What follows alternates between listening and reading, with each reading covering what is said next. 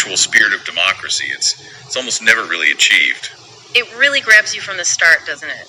The central idea is, and I'm quoting here, democracy is not understood in its spirit seldom. It's a bit dense, but it forces the question. Right. If we think we live in democracies, why does this source insist so many are just only redefined kingdom, like a monarchy in disguise? Exactly, and it offers this kind of counterintuitive definition for what democracy should be, not demonstrating craziness and freedom. Okay, not demonstrating craziness and freedom. So it's arguing liberty isn't just chaos. It requires some kind of self-control, maybe responsibility. Precisely. It suggests that real freedom involves choosing restraint for the sake of the community, which, seems quite different from how freedom is often framed today. And it's this lack of responsible freedom that leads to the redefined kingdom idea. That's the argument, that we've kept the old top-down structure, just changed the names. The source paints this picture where the supposed leader, the king, placed above the subjects, actually ends up feeling powerless, maybe trapped by the system. Or perhaps it means the subjects are still at the bottom despite the change in label. It's about that persistent hierarchy. Okay. But wait, we have elections. We can vote leaders out. How can it really be a kingdom if the people hold that power? Isn't that the fundamental break from monarchy?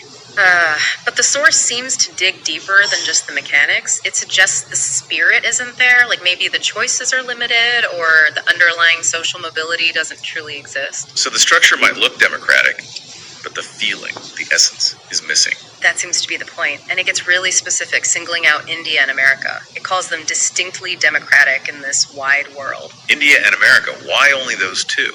Is it about their size, their complexity, maybe? Does that force a different kind of democratic engagement? It could be. The source doesn't explicitly detail why, but it uses them as a contrast. It contrasts them with nations that could not enjoy what it feels to be in democratic protective fold. And gives an example. Yeah, it mentions the Arab world, suggesting that their centuries pass uneventfully in terms of human life quality. The implication seems to be that some systems, regardless of labels or even surface-level modernity, are static. They lack that democratic dynamism needed for real improvement. Which leads perfectly into this other big point, this paradox. We have all this amazing scientific display of modernity, technology, science, communication. Incredible advances, yeah. But the source claims the overall quality of life could not be improved. How does that square? Why wouldn't progress translate to better lives? Well, the argument seems to be that science can't fix everything. It says the inner core of uncertainties of life for humans remains untold. Life is still unpredictable. Like a natural disaster, a tsunami. Science can maybe predict it, but it can't stop the fundamental uncertainty it represents. Exactly. And if our systems ignore that basic human vulnerability, then all the tech in the world doesn't actually improve the core quality of life. The fear, the uncertainty remains. So if the systems and the science aren't the whole answer, the source seems to pivot towards us. Yeah. Towards the individual. It does. It says humans are unique, fitted with social faculties, unlike other creatures in fraternity. Meaning, we're built for community, for working together. But we don't use them properly. Apparently not. We choose to ignore these faculties. The source suggests we focus too much on our own supremacy. We chase after juicy and cozy life methods, the easy options, even when we know they're clearly faulty. Right, taking the path of least resistance, even if it's flawed. And this ties back to the political structure. It seems to. This personal failing fuels political vanity. The source uses this really unusual metaphor. The crest thing. Yeah, that major factions, like political parties maybe, uphold pomposity, decor, and empty claims as their crest. Like a decorative shell on a crab or something? An empty display? Kind of like that. It's suggesting, for you listening, that political groups focus on maintaining this elaborate facade, this rigid image or set of claims, even if they know deep down it's hollow.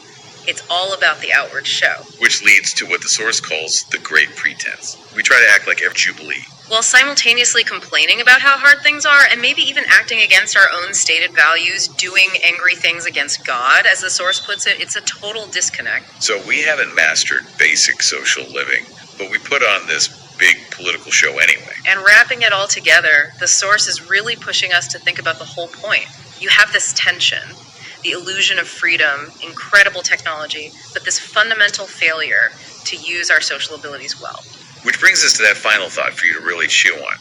The source says man is unable to realize that his lifespan he exhibits as his show in everlasting eternity. A show in eternity. Wow. Yeah. So, if our time here, our attempts at democracy are just a brief performance in some grander, eternal context, what's the real purpose of striving for that true democratic spirit if we just keep building these redefined kingdoms based on faulty premises? A profound question to end on, something to definitely mull over.